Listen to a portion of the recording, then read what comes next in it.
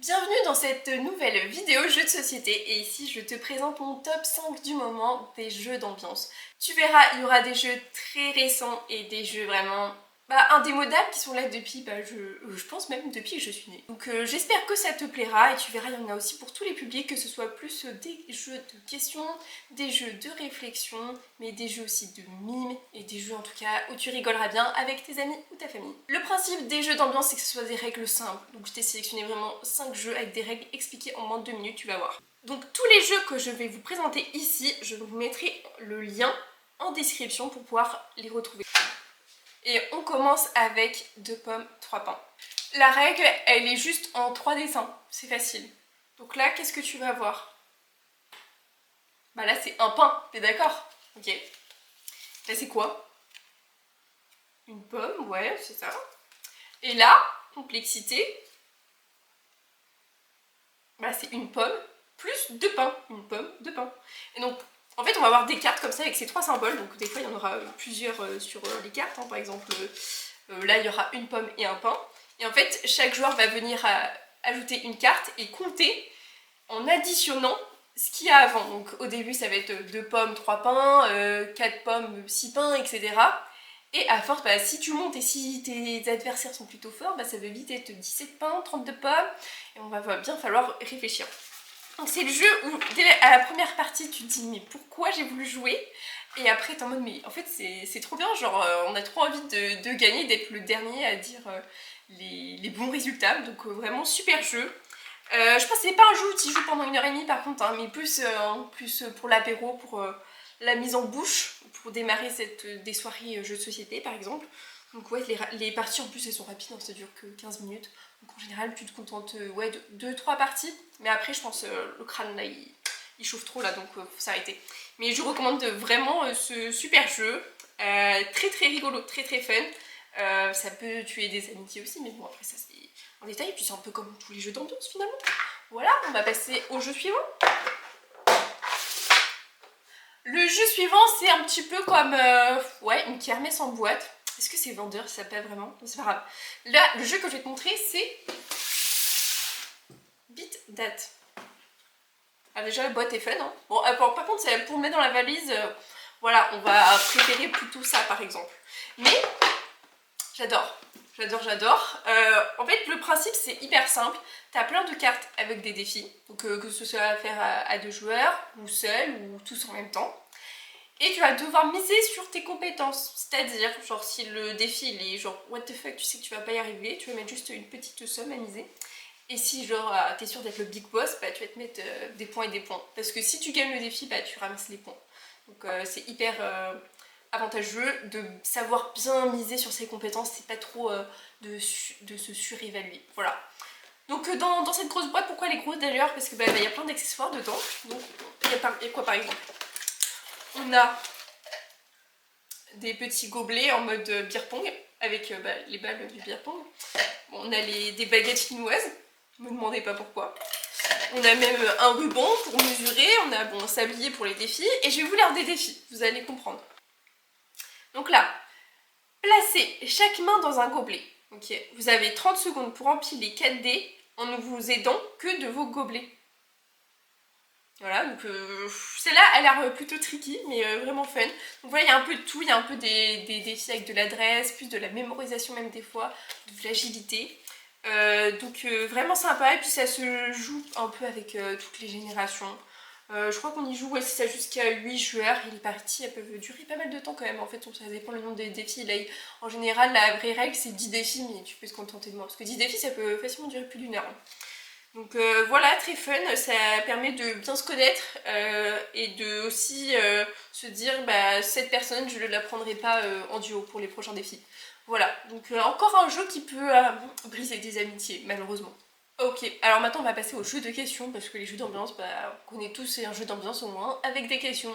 Donc là ça va changer du Trivial Poursuite. Est-ce que vous avez une petite idée du jeu auquel je vais vous parler? Je parle bien du TDMC.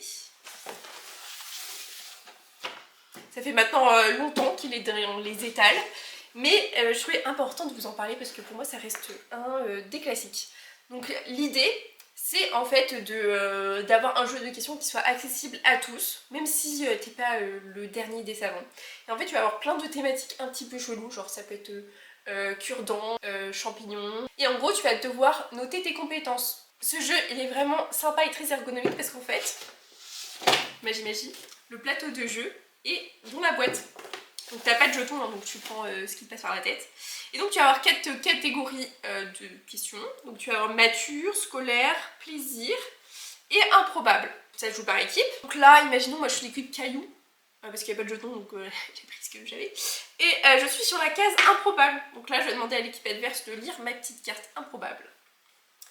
Et donc, bon, là pour l'exemple, c'est moi qui vais la lire la question, normalement c'est les autres joueurs qui la lisent.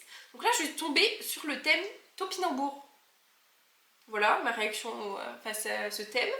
Que dire sur les topinambours? Pas grand chose, hein. Qui connaît les topinambours? Donc là on a 10 questions par thématique, du plus facile au plus compliqué. Donc, par exemple si topinambour t'as répondu allez moi je suis moitié spécialiste du topinambour, je vais dire 5, bah, tu avanceras de 5 cases si t'as les bonnes réponses. Et sinon bah tu restes à ta place.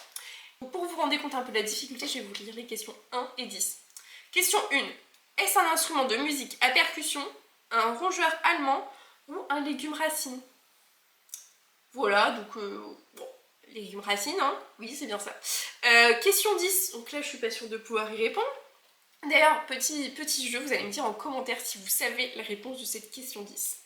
Quelle variété de topinambour produit de gros tubercules à la peau rouge violacée claire en forme de massue? Ouais, en vrai, impossible que vous trouviez. Franchement, si vous trouvez, je vous offre le jeu. Genre, c'est impossible à trouver. Incroyable. Donc là, vous avez une idée de la difficulté. Bien sûr, il y a des thèmes un petit peu plus normalisés, hein. Par exemple, les frontières européennes, les rois et empereurs de France, il y a vraiment de tout. Et pour twister un peu la chose, plusieurs cases sont aussi intéressantes. Donc on a des cases bonus, donc les c'est superbe. On a des cases ça va pas du tout, donc t'as un bon malus. Et t'as même des cartes challenge qui vont te permettre de gagner beaucoup de points, en tout cas si la thématique te plaît. En gros, l'idée c'est que si on va dire une thématique, tu veux dire le plus de mots possible et en général ça te fait un point par mot que tu auras dit. Donc là par exemple, donne des noms de mammifères contemporains ayant des cornes ou des bois et commençant par la lettre B. Donc un point, enfin tu avances d'une case par bonne réponse. Et les licornes, bah tu peux pas mettre. Donc là t'en dis plus. Donc là par exemple sur la case il y a bélier, bison, bœuf, musqué, bongo. Je sais même pas ce que c'est le bongo. Bouc, bouquetin et buffle. Et le gagnant, bah, c'est celui qui arrive à la fin du plateau sur la case qu'on appelle Hésite pas à gagner. Donc là c'est une question un peu plus challengeante. Donc voilà, un jeu vraiment facile.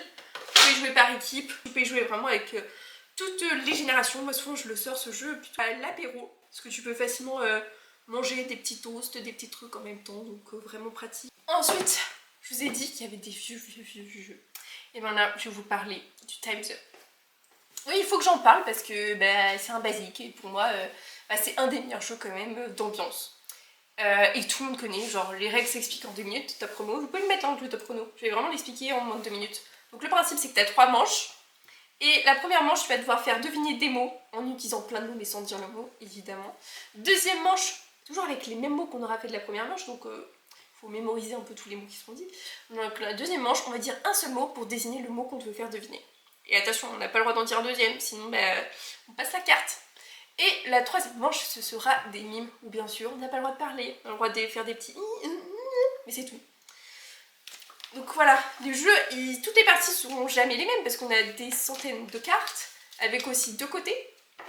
Et ce qui est bien, c'est qu'il en existe plein de versions. Moi j'ai la version famille, parce que je trouve que c'est celle qui est le plus intergénérationnelle. Mais il y a des versions encore plus compliquées, genre célébrité, tout ça. Et ce qui est bien dans ce jeu, c'est que souvent, quand tu joues en famille et tout, t'en as toujours qui sont là « Oh mais non, je veux pas jouer, je vous regarde ». Mais en fait, au bout du deuxième tour, ils viennent jouer. Hein. Donc franchement, je connais personne qui ne veut pas jouer au Time's Up à chaque fois que je le propose. Donc j'adore. Le dernier jeu de cette sélection, un petit jeu un petit peu plus caliente, en tout cas si vous choisissez cette version, c'est le top 10. Bon là je vous présente la version plus 18, hein, mais bien sûr il y a la version family qui est beaucoup plus abordable. Le principe, il est simple. On a plein de thématiques, de phrases, de questions, machin, Et on devra répondre selon la carte intensité qu'on a, qui est cachée de tous. Donc les cartes intensité vont de 1 à 10. Voilà, elles sont comme ceci.